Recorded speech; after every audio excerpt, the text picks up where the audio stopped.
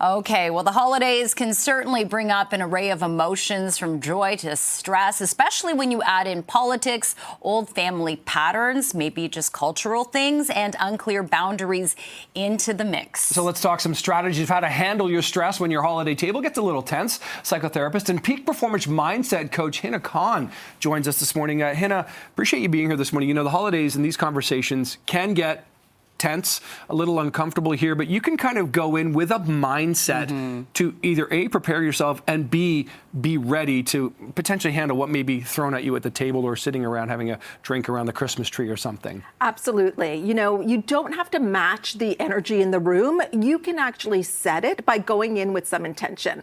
I think sometimes, especially when we're going in and we haven't seen these people for a year, we haven't been around them. And so it's not only our adult self going in, but sometimes it's our 12-year-old self too. Yeah. With the old wounds, the old hurts, the unexpressed expectations, and then add on to that exhaustion, a packed schedule, and you want everything to be perfect, well, you're gonna have the holidays at times trigger you or push your buttons. So if you can go in with intention, it can make all the difference in how you show up, how you decide to show up.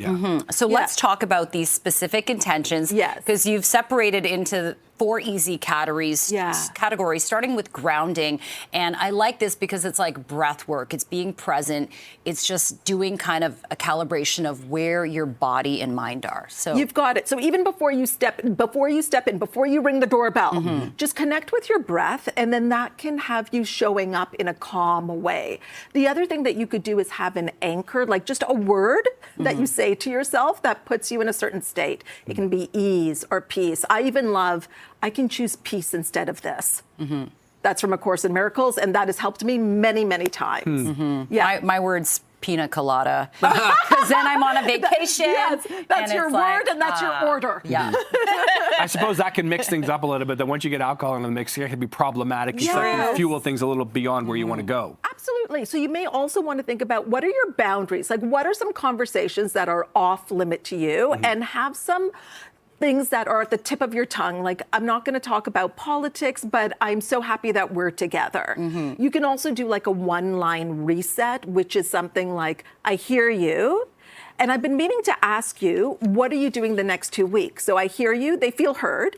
I've been meaning to ask you, you're not pushing back, you're not avoiding what they're saying, you're just redirecting. And what are you up to? Now you're in the future, so that can shift things as well. Absolutely. So we love when we get examples and do interactive segments. So Hina, we're gonna read some triggers, and you're gonna be the guinea pig. You're gonna be kind of the example of what someone might do. So pretend we're at a holiday dinner. Okay, and these aren't your personal triggers. No, these are not. But this is an example of what could be a trigger. It could be. So maybe I'm an auntie or a family friend.